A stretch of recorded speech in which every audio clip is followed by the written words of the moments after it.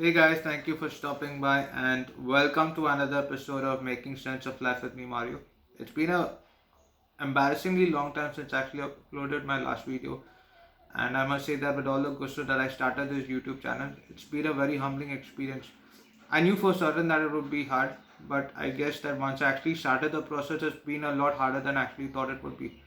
For starters, like just handling household responsibilities, job on my side. Not to mention that I'm also involved in other social media platforms like blogging and Instagram. And sometimes, you know, trying to balance everything can be a bit overwhelming. At least one good thing I can say for certain is that I've been pretty active on my blog, and maybe second I would rate is Instagram, third is YouTube. But uh, I hope to do more justice to Instagram and YouTube as much as I've done to my blogging. And if in case you would like to follow my blogs and Instagram, I will leave the handles below. Do feel free to follow me over there. I'm also aware that there are many YouTubers of similar background and who are yet able to deliver quality content on a regular basis. And my admiration and respect goes out to them. With that being said, that brings me to the topic of today's video, which is about humility. Life is never a straight line, it always has its ups and downs, and ego seems like this constant companion that is accompanying us. Now, when the word ego is used, it always has this negative connotation, but I think we can also interpret it from a positive way for the mere fact that each of us is created in the image and likeness of God. The problem comes when we try to put ourselves in the center, expecting everybody else to dance according to our whims and fancies. And the best analogy that I could use to describe ego is like fire. Just as fire can keep the house warm during winter, too much of it can actually burn and destroy the house. We are living in a social media driven culture where, in as much as social media has its plus points, where it has created or made the world like a global village where the exchange of ideas is possible and businesses can be done and so on and so forth. But it also has this dark side where it has created more people suffering from social anxiety, depression, narcissism.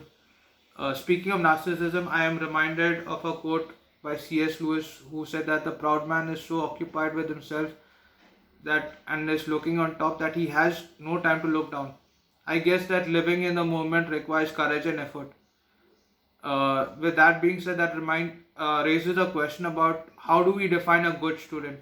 Now, when I use the word student, I'm referring to a student of life, not so much as a student in a classroom. And there are two things to it that actually uh, make up this particular phenomenon. Basically, a good student is someone who is self-critical and someone who's self-motivated. And over here, there's no room for ego because one ego steps in the way, the journey only becomes more difficult each step along the way. Frank Shamrock, who's a four-time MMA champion, has this catchy advice which I find very apt in this particular context, where he talks about plus equals and minus. Plus, which stands for finding someone who's greater than you from whom you can learn. Equal is finding someone of an equal caliber who can challenge you from time to time so that you do not become complacent and you keep your skills sharp. And minus is basically finding someone who's lower than you whom you can teach you the skills that you have learned. And trust me, personally benefited from the third thing because like what I'm doing right now or even through my blogs, basically it's just me sharing information. And I also realized the more we do that, like the more we learn to like at least share our information, it helps us to retain the information in the long run.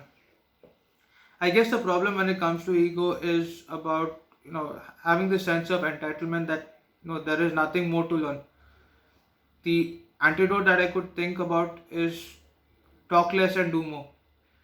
Because a person of average intelligence who is ready to work hard will achieve more than someone who's highly gifted and intelligent but who's lazy and thinks that there's nothing more to learn or there's nothing more to do.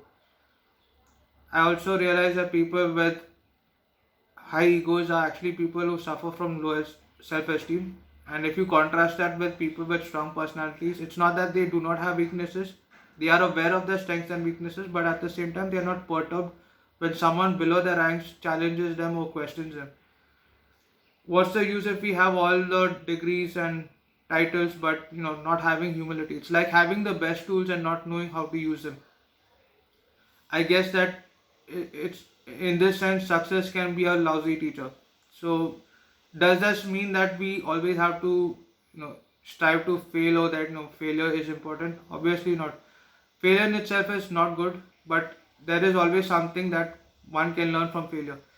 It would have really been nice if like we all of us had our lives mapped out, like we knew where to go, which bumps and obstacles to avoid. But as we all know, life is not like that. And that reminds me of another quote by William A. Sutton, who said that we cannot be humble except by enduring humiliation. And I guess that sometimes life's greatest lessons is actually learned at our lowest points, when we have really been knocked down. And sometimes that's the only way where the blind are made to see. Also, being egoless helps us to empathize with the sufferings of others, because we know of what we have gone through. So therefore, we are in a better position to empathize with them. And once we let go of ego, the opinions of others also do not really matter, because sometimes we can be attached to our title, we can be attached to our jobs to such an extent that the more tighter we hold on to, like it's like suffocating it. Just let go, and then once ego is removed, all that matters is just putting in the effort, and that's all that matters. To sum it up, I could use the quote by there is this quotation by Tony Adams, who's a football coach, and he said that play for the name on the front of the jersey so that the people will remember the name on the back. And that's basically it. Once we focus on what's giving of our best, and that's all that matters.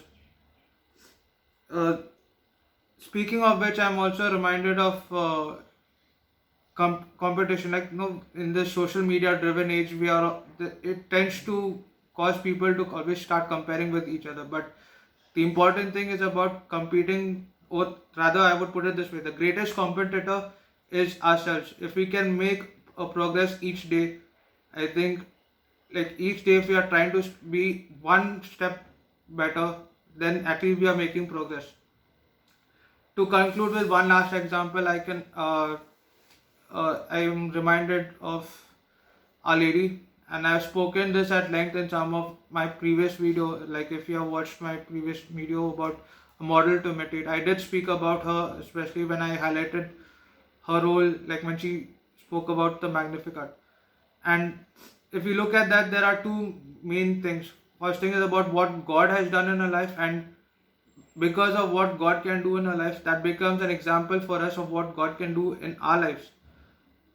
Uh, the first, it's also interesting to know that because of the privileges and the graces that has been given to her, she didn't let it go to her head, thinking that just because she's been chosen to be the mother of God, everything has to be smooth sailing. In fact, there were more obstacles and problems to face, and that's where the humility of Our Lady comes in. All in all, I would say that humility is something that could really take us far, and as the Bible says, the humble will be exalted. uh, I cannot stress enough.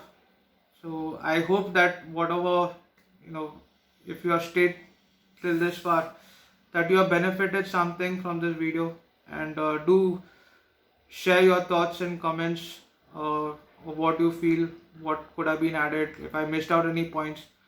And take care. I'll see you soon. God bless.